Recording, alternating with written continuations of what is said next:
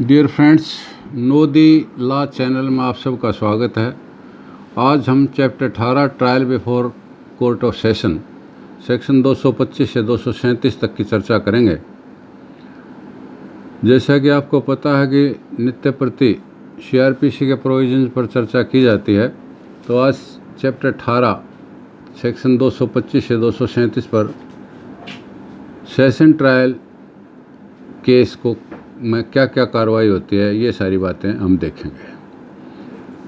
सबसे पहले हम लेते हैं सबसे छोटी इकाई पुलिस स्टेशन जहां पर केस दर्ज हुआ। मजिस्ट्रेट जिसने पुलिस की कार्रवाई पर शिकायत मिली और उस शिकायत पर गवाह के बयान लिए, पार्टी के बयान लिए और सेक्शन 200 में कार्रवाई करते हुए 204 में तलब किया। और यदि मुकदमा सेशन ट्रायल है तो 208 में दोषी को कापियां वगैरह देते हुए 209 में कमिट कर दिया गया। और जो ही दूसरी साइड में थाना में जो केस दर्ज हुआ वो मजिस्ट्रेट के सामने आया, सेशन ट्रायल है, तो मजिस्ट्रेट ने उसमें भी कंप्लाइंस करते हुए 208 की कापियाँ 7 की कापियाँ देते हुए 209 में कमिट कर दिया। और जब मुकदमा कमिट हो जाता है तो कमिट होने पर वहाँ पर दो लोग होते हैं। एक पीपी होता है जो पब्लिक प्रोसिक्यूटर, वो स्टेट की तरफ से होता है, तो वो उस मुकदमे की ओपनिंग करेगा। और दूसरी तरफ से अगर दोषी का कोई वकील नहीं है तो आर्टिकल 22(1) और सेक्शन 303 सीआरपीसी के तहत सरकार की ओर से दी जाने वाली सुविधा लीगल एड के तहत जो है वकील दिया जाएगा और दोषी की चॉइस का वकील होगा। ये बात जो है 2012-4 सुप्रीम कोर्ट केसेस प्रेस्टेक पर जो है मोहम्मद अजमल अमीर करब वाले केस के अंदर वर्सेस स्टेट ऑफ महाराष्ट्र का केस था, इसके अंदर ये करार दिया गया था कि कोई भी एक्यूज जो है अनहर्ड नहीं जाएगा और उसको बल्कि शुरू में ही वकील दे दिया जाएगा। अब जब ये बात आई कि पीपी वहाँ होता है तो थोड़ा सा हम सीआरपीसी के प्रोविजंस को याद दिला दूँ कि पब्लिक प्रोसिक्यूटर सेक्शन 2 के अंदर और सेक्शन 24-25 के अंदर उनका जिक्र आया है सीआरपीसी का। तो सेशन न्यायालय के अब हम बात कर रहे हैं कि सेशन न्यायालय में विचारण जो है ट्रायल सेक्शन 225 के तहत शुरू होता है, तो उसमें क्या होगा। ट्रायल में अभियोजन का संचालन पब्लिक प्रोसिक्यूटर करेगा। और ये बात जो है सेक्शन बेयर है, क्लियर है, इसमें कोई समझाने की बात नहीं है। Sandeep Kumar versus state of Maharashtra एक केस है जिसके अंदर ड्यूटी ऑफ द पीपी दी गई है। पीपी की ड्यूटी ये नहीं है कि पीपी जो है केवल सरकार के ही पक्ष को वो करेगा, लेकिन जायज़ तथ्यों को नाजायज़ वो नहीं करेगा। तो इसलिए इसके अंदर पीपी की ड्यूटीज़ दी गई हैं और ये एक इम्पोर्टेंट केस है। अब 226 में क्या कहा गया है कि ओपनिंग केस ऑफ प्रोसिक्यूशन, जब धारा 209 के तहत मुकदमा मजिस्ट्रेट द्वारा कमिट हो जाता है तो सेशन जज के सामने दोषी पेश होता है या लाया जाता है और पीपी अपनी बात अभियुक्त के खिलाफ लगे आरोपों का वर्णन करते हुए ये बताते हुए शुरू करेगा कि दोषी के दोष को साबित करने के लिए साक्ष्य देने का प्रस्ताव रखता है। उसके बाद इसके ऊपर एक अथॉरिटी है 2010-3 criminal court cases 678 Punjab and Haryana DB की अथॉरिटी है, Gurtej Singh versus state of Punjab. और इसके अंदर क्या कहा है कि witnesses supporting prosecution case additional accused summoned charge reframed same witnesses when examined after reframing of the charge result from earlier statement accused cannot be convicted on the basis of the statement of witnesses recorded before reframing of charge. There was no evidence on record to connect any of the appellants with the offences alleged against them accused acquitted. इस authority के अंदर ये clear कहा गया है, ये 226 और 319 section के तहत ये चर्चा हुई और honourable high court Punjab and Haryana की डीबी ने इसमें ये करार दिया कि चार्ज फ्रेम हो गया। चार्ज फ्रेम होने के बाद जो है एक एडिशनल एक्यूज्ड को समन कर लिया गया। तो जिसको एडिशनल को समन कर लिया गया तो गवाही तो दोबारा से होगी सारी की सारी। जब वो दोबारा से गवाही हुई तो वो विटनेसेस जिनका पहले बयान हो चुका था दे रिजेक्ट, अपनी स्टेटमेंट से फिर गए और मुकर गए। और दूसरी स्टेटमेंट जब उन्होंने दे दी तो ये इस अथॉरिटी में ये कहा गया कि स्टेटमेंट जब दूसरी आ गई तो इसके माने ये नहीं है कि पहले स्टेटमेंट को रिलाई करते हुए उनकी कन्विक्शन कर दी जाएगी। No, conviction set aside. तो अब इसके ऊपर एक अथॉरिटी है 2004 एक criminal court cases page 27 Supreme court की अथॉरिटी है, Bunty alias Guddu versus state of Madhya Pradesh. इसके अंदर भी 226 और 231 सेक्शन के ऊपर चर्चा करते हुए ये हेल्ड किया गया कि prosecution witnesses given up case can be examined as defence witnesses. उन विटनेसेस को जो मतलब प्रोसिक्यूशन ने छोड़ दिए, डिफेंस जो है उनको तलब कर सकता है। तो 227 में डिस्चार्ज की बात है कि मुकदमे के रिकॉर्ड और दस्तावेज जो न्यायालय के सामने पेश हुए उनको देखने के बाद और उनके विचारोपरांत दोनों पक्षों को सुनने के बाद यदि जज साहब को यह लगता है कि दोषी के खिलाफ कार्रवाई करने के लिए अपर्याप्त सबूत नहीं है, यानी पर्याप्त सबूत नहीं है, पर्याप्त आधार नहीं है और अपर्याप्त है, तो दोषी को अपने कारण लिखते हुए डिस्चार्ज कर देगा। कोर्ट के पास पावर है, देख सकती है सारा रिकॉर्ड और सारे दस्तावेज। यदि ये मान करके भी चलें कि ये अनरिबटेड हैं तो क्या उस पर सजा का कोई चांस है? तो इस तरीके से honourable court has the power. अब State of Karnataka versus Munish Swami वाला केस था 1977 सुप्रीम कोर्ट केसेस क्रिमिनल 404 8 पे 409। Union of India versus Prafulla Kumar Sawal वाला केस है 1979 3 सुप्रीम कोर्ट केसेस 609। ये 613 और 614 के ऊपर इसमें कहा गया है। Natasha Singh versus CBI 2013 5 Supreme Court cases 741 और Khairuddin versus state of West Bengal 2013 5 Supreme Court cases 753 इस पॉइंट के ऊपर केस हैं।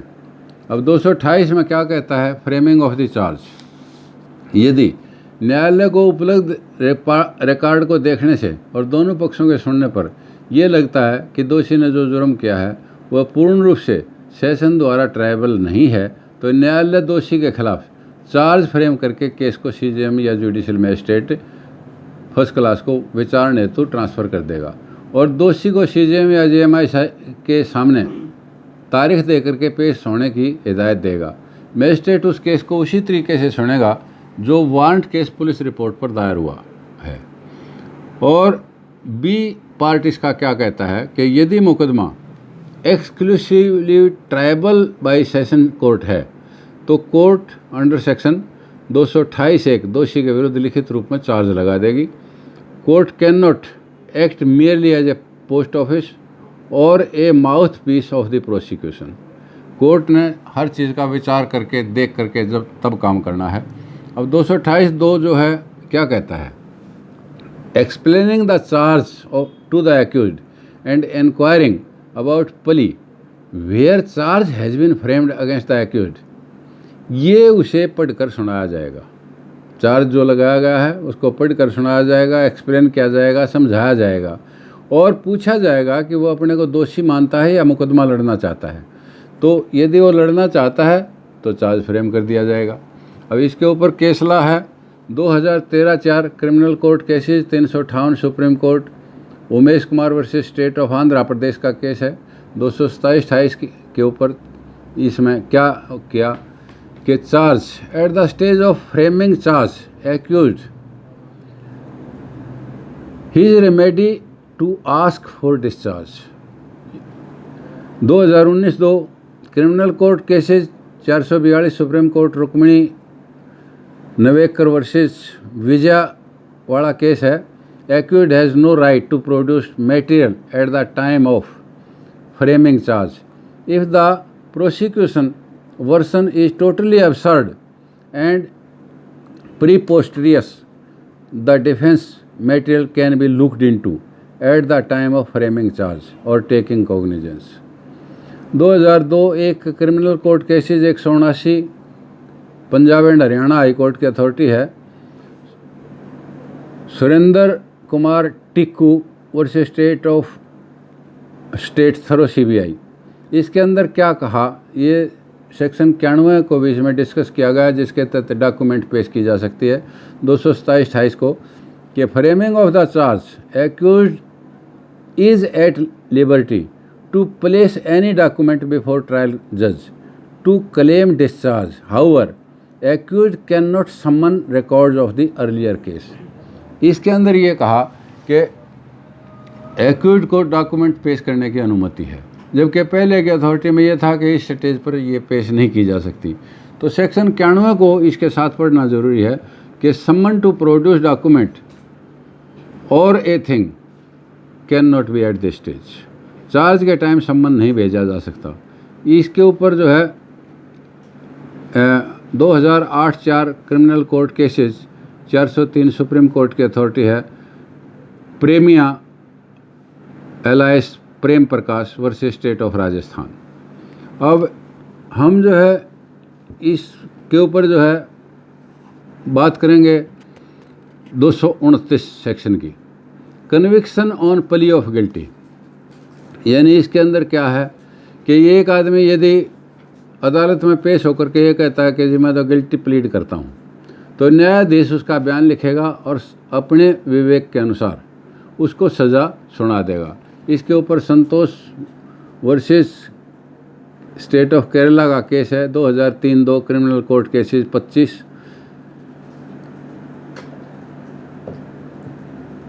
अब जो है if he pleads guilty to the violation of the provision of law that plea is void, that plea is not valid. यदि एक आदमी कानून के खिलाफ गिल्टी प्लीड करता है तो वो प्ली वैलिड नहीं है। इस पर Pawan Kumar versus state of Haryana का केस है 1996-4 सुप्रीम कोर्ट केसेस पेज 46। अब 230 सेक्शन क्या कहता है, डेट फॉर प्रोसिक्यूशन एविडेंस। जब एक आदमी ने दोषी क्लेम नहीं किया और वो कहता है कि मैं तो केस लड़ना चाहता हूँ, तो फिर सेशन कोर्ट क्या करेगी, यदि अभियुक्त सेशन कोर्ट के सामने है और दोषी अपने को नहीं मानता, तो अभियुक्त सेक्शन 229 के तहत दोषी प्लीड ना करने पर प्रोसिक्यूशन की एप्लीकेशन पर जज गवाही के लिए तिथि निश्चित कर देगा, यानी केस गवाही पर लगा दिया जाएगा और गवाही पर उस तिथि पर पेश होने और कोई चीज़ या दस्तावेज पेश करने के लिए उन गवाहों को तलब कर लेगा कि आप फला तारीख को ये चीज़ पेश करो जो प्रोसिक्यूशन कहेगा। उसके बाद 231 है एविडेंस फॉर प्रोसिक्यूशन, निश्चित तिथि पर सभी साक्ष्य लेगा जो अभियोजन के पक्ष में पेश किए जाएंगे। यानी जो डेट एविडेंस की दे दी उस डेट के ऊपर जो भी आदमी पेश होंगे उन सब का एविडेंस रिकॉर्ड किया जाएगा। न्यायाधीश अपने विवेक के अनुसार किसी भी विटनेस या क्रॉस एग्जामिनेशन तब तक डेफर कर सकता है जब तक किसी अन्य गवाह या गवाहों की परीक्षा न हो जाए। जैसे मान लिया आईओ आ गया और मेन विटनेस हुआ, नहीं तो सारे डॉक्यूमेंट एग्जिबिट हो जाएंगे, इसलिए आईओ का बयान जो है पहले नहीं लिया जा सकता। मर्डर केस है, एक पॉइंट पर 2 गवाह हैं तो एक गवाह को डेफर कर दिया जाएगा कि लेकिन ये मजिस्ट्रेट की मर्जी पर है। तो न्यायाधीश अपने विवेकानुसार किसी भी विटनेस का क्रॉस एग्जामिनेशन तब तक डेफर कर सकता है जब तक किसी अन्य गवाह या गवाहों की परीक्षा ना हो जाए। Recall any witness for further cross examination. और इसके ऊपर केस ला है 1994 3 supreme Court cases 388 Ram Prasad versus state of UP और 1973 2 supreme Court cases 793 Shivaji versus state of Maharashtra. इसमें क्या है कि यदि if court finds that prosecution had not examined witnesses for reasons not tenable and proper the court would be justified in drawing adverse inference. Court को मान लिया कि किसी प्रोसिक्यूशन के गवाह को पेश नहीं किया गया, एक तो डिफेंस जो है उस गवाह को पेश कर सकता है, दूसरा कोर्ट जो है उसका एविडेंस एक्ट के सेक्शन 114 के तहत एडवर्स इन्फ्रेंस भी ड्रा कर सकता है। एविडेंस एडवर्स ड्रा करेगा। एविडेंस की डेफिनेशन जो है, मतलब मैं फिर आपको ये बताना चाहूँगा कि यहाँ पर एविडेंस शब्द आया तो एविडेंस शब्द के माने है कि evidence is defined in section 3 of the evidence act, और it covers both oral as well as documentary evidence, how the witnesses are examined, cross-examined and re-examined has been discussed in section 135 से 165 of the evidence act. इसलिए जब गवाही की बात आती है तो आपने सेक्शन 135 से 165 और सेक्शन 3 को भी एविडेंस एक्ट का पढ़ना है। एक्विटल अब 232 के अंदर क्या कहता है कि प्रोसिक्यूशन की गवाही होगी, गवाही होने के बाद जो है 313 का दोषी का बयान हो गया, और दोनों पक्षों के सुनने के बाद यदि न्यायालय ये समझता है कि दोषी के विरुद्ध कोई साक्ष्य नहीं है जिससे लगे कि दोषी जुर्मी है, तो वह अपना जजमेंट लिखकर उसे दोष मुक्त कर देगा, एक्विट कर देगा। अब 233 सेक्शन क्या कहता है? 233 ये कहता है कि एंटरिंग अपॉन डिफेंस, दोषी जब वहाँ एक्विट नहीं हुआ 232 में, तो फिर डिफेंस पर गवाही, डिफेंस की गवाही पर लगा दिया जाएगा। जहाँ दोषी को सेक्शन 232 के अधीन एक्विट नहीं किया गया, वहाँ डिफेंस में साक्ष्य देने के लिए कहा जाएगा। तो इसमें दूसरी बात क्या होगी, यदि दोषी कोई रिटन स्टेटमेंट या लिखित रूप में देना चाहता है तो उसको फाइल का भाग बनाया जाएगा और वो दे सकता है। तीसरी बात इसमें यह है कि यदि दोषी किसी गवाह को पेश होने, वस्तु या दस्तावेज पेश करने के लिए ऑर्डर चाहता है, जारी करने के लिए रिक्वेस्ट करता है, आवेदन करता है, तो कोर्ट ये देखते हुए कि आवेदन इस बात के लिए तो नहीं किया गया तंग करने के लिए या केस को लंबा करने के लिए या न्याय के उद्देश्यों को विफल करने के लिए, अगर ऐसा नहीं है तो उसको आदेशिका जारी कर दी जाएगी। और इसके ऊपर अथॉरिटी है 2006 2 criminal court cases page 407, state of Madhya Pradesh versus Badri Yadav. अब सेक्शन 233(3) जो है इसके अंदर एक और है, इस पर मैं कहना चाहूँगा कि डिफेंस एविडेंस में क्या आया, a witness examined by the prosecution witness can not be summoned as defence witness. यानी जो गवाह प्रोसिक्यूशन की तरफ से पेश हो चुका है उसी गवाह को डिफेंस जो है दोबारा से तलब नहीं कर सकता, नहीं बुला सकता। ये बात भी इसमें नोटेबल थी। और सेक्शन 234 है आर्गूमेंट का कि जब डिफेंस की गवाही समाप्त हो जाती है तो अभियोजक यानी प्रोसिक्यूशन अपने मामले का सार प्रस्तुत करेगा और अभियुक्त या उसका वकील उत्तर देने का हकदार होगा। परंतु जहां दोषी या उसका वकील कोई विधि पर्सन पॉइंट ऑफ लॉ उठाता है तो अभियोजन पक्ष को न्यायालय की इजाज़त से उसका जवाब देने का हक होगा, वो निवेदन कर सकता है। अब 235 क्या है, इस सारी बात के होने के बाद जो है judgment of acquittal and conviction, जब बहस होगी पॉइंट ऑफ लॉ सुनने के बाद न्यायाधीश निर्णय देगा। यदि दोषी को कन्विक्ट किया जाता है तो न्यायाधीश जब तक धारा 360 और के उपबंधों के अनुसार कार्रवाई नहीं करता तो दोषी को क्वेश्चन ऑफ सेंटेंस पर सुनेगा और कानून के अनुसार दंडादेश देगा। अब 360 क्या है, प्रोबेशन की बात है। तो 2009-4 criminal court cases 226 supreme court है, R Venkat Krishna versus central bureau of investigation, quantum of punishment के ऊपर क्या कहा, requires a balancing act between the completing view based on reformative, the detriment as well as retributive theories of punishment. Sentence should neither be too harsh nor too lenient. In judging the adequacy of the sentence, the nature of the offence, the circumstances of the commission, the age and character of offender, injury to individual or to the society, effect of punishment on offender or some amongst many other factors which should be ordinarily taken into consideration. तो इस authority के अंदर वो सारी बातें discuss की गई हैं कि किस तरीके से सज़ा सुनाते दफ़ा दोषी की एज, चरित्र और मतलब इंजरी टू द सोसाइटी है या इंजरी टू द इंडिविजुअल है, तो उन सारी बातों का ध्यान रखा जाएगा। तो इसके बाद जो है सज़ा सुनाई जाएगी। इसके साथ ही सेक्शन को पूरा समझने के लिए धारा 248 और 250 को भी साथ साथ पढ़ें। 248 और 250 ज़रूरी हैं, टाइम जब उसका वो आता है तो वहाँ चर्चा करेंगे, लेकिन मैं आगे इस पर 236 सेक्शन पर बता देता हूँ। 236 क्या कहता है? 236 कहता है कि जब हमने सेक्शन 211 साथ पढ़ा था प्रीवियस कन्विक्शन के बारे में, ये 211 साथ जब पढ़ा था तो पूर्व दोषी सिद्धि का उल्लेख भी चार्ज में किया जाता है। यदि अभियुक्त उसको स्वीकार नहीं करता तो धारा 229 और 235 के अधीन दोषी ठहराने के बाद कथित दोषी बारे साक्ष्य ले सकता है और उस पर न्यायालय अपनी फाइंडिंग रिकॉर्ड करेगा। जैसे कोई आदमी प्रीवियस कन्विक्ट है तो वो चार्ज उसको पढ़ के नहीं सुनाया जाएगा और वो नहीं किया जाएगा। लेकिन जब दोषी करार हो गया दूसरे मुकदमे में जो वर्तमान में सुना जा रहा है, तो फिर उसके ऊपर जो है ना दोबारा से गवाही के लिए ऑर्डर करेगा कि बताइए, मतलब जब तक दोषी 229 या 235 के 229 क्या है? एडमिशन, कन्फेस करना, गिल्टी करना। 229 या 235 के अधीन दोषी नहीं हो जाता। 235 क्या है? आफ्टर ट्रायल, मतलब दोषी नहीं हो जाता तब तक ऐसा आरोप न तो न्यायाधीश पढ़ कर सुनाएगा, न ही अभियुक्त से उस पर ऐसा प्लीड करने को कहा जाएगा, न ही अभियोजन इस बात का जिक्र किसी साक्ष्य में करेगा। किसी गवाही में भी ये नहीं कह सकते कि तू पूरा दोषी है।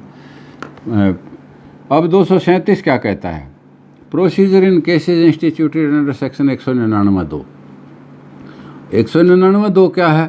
सेशन न्यायालय इस मामले का विचारण in accordance with procedure for trial of warrant cases instituted otherwise than on police report before magistrate करेगा।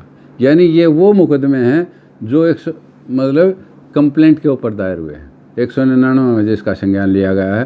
तो 199(2) क्या कहता है? जैसे डिफेमेशन की बात हमने पढ़ी थी 199(2) में के राष्ट्रपति, उपराष्ट्रपति, राज्यपाल, केंद्र सरकार के एडमिनिस्ट्रेटर या केंद्र या राज्य सरकार के मंत्री या यूनियन या राज्य सरकार के किसी कर्मचारी के खिलाफ उस दौरान जब वह केंद्र या राज्य की ड्यूटी ऑफिशियल रूप से दे रहा था, तो ये वो था। और उसमें क्या कहता है? That the person against whom the offence is alleged to have been committed shall unless the court of session for reasons to be recorded otherwise directs be examined as witness for prosecution। किसी party की इच्छा पर camera proceeding भी हो सकती है। जैसे वो कह देंगे जी मतलब ये और आदमियों को बाहर निकालो और हमारी ये कैमरा प्रोसीडिंग होनी चाहिए, तो कैमरा प्रोसीडिंग भी हो सकते हैं। Either of the party can say. जब न्यायालय सभी दोषीगण को या उनमें से किसी को भी दोष मुक्त करता है और ऐसा मानता है तो उनके खिलाफ अभियोग लगाने का उचित कारण नहीं था, तो वह दोषी को ये निर्देश दे सकता है कि क्यों न उन्हें मुआवजा दिया जाए। और इसमें चौथी बात यह है कि न्यायालय जब शो कॉज के बाद इस निष्कर्ष पर पहुंचता है कि अभियोग लगाना का उचित कारण नहीं था, तो वह 1000 रुपये तक हर व्यक्ति को यानी कथित दोषी को मुआवजा के रूप में देने का आदेश कर सकता है, या किसी को भी एक्यूज्ड को, या टू एक्यूज्ड और टू ईच ऑफ और एनी ऑफ देम, किसी को भी ऐसा करने के लिए 1000 का कह सकता है। इसमें अगली बात, पांचवी बात यह है कि मुआवजा जो इस सेक्शन के तहत अवार्ड किया इस तरह वसूला जाएगा मानो जुर्माने के रूप में वसूल किया जाता है। छठी बात है, जिस आदमी पर सब सेक्शन 4 के तहत कंपनसेशन का ऑर्डर किया है वह ऐसे आदेश के कारण शिकायत के बारे किसी सिविल या क्रिमिनल शिकायत में छूट नहीं होगी। यानी इसके माने क्या है कि उसको 1000 रुपये जुर्माना कर दिया और जुर्माना करने के बाद मान लिया वो सिविल मुकदमा डालता है डैमेजेस का मैलिशियस प्रोसिक्यूशन के आधार पर कंपनसेशन लेने के लिए, तो उसमें जो है मतलब ये छूट नहीं होगी कि वो मुकदमा नहीं कर सकता, ये तो जुर्माना पहले लग लिया। ऐसा नहीं है।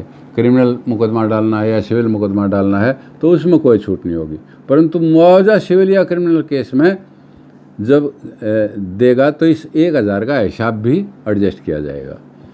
उपधारा में मुआवजे के खिलाफ अपील कर सकता है।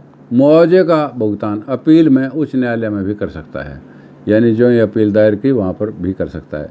जब अभियुक्त को मुआवजा देने का आदेश दिया जाता है तो ऐसा मुआवजा अपील की अवधि के समाप्त होने के पहले या अपील होने की सूरत में अपील के निर्णय से पहले नहीं दिया जाएगा। जैसे जो जमा हो गया था, जमा होने पर यदि अपील होगी तो अपील का निर्णय होने तक वो नहीं, क्योंकि हो सकता है अपील उस ऑर्डर को सेट असाइड कर दे या चेंज कर दे।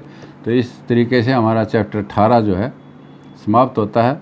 और इन्हीं शब्दों के साथ मैं आप सबका धन्यवादी हूँ कि आप हमारे साथ बने रहे, और आशा ही नहीं विश्वास है कि आपको अगर ये लेक्चर पसंद आया है तो आप इसको लाइक करें और चैनल को सब्सक्राइब करें ताकि आपको अगला लेक्चर टाइम पर मिल सके।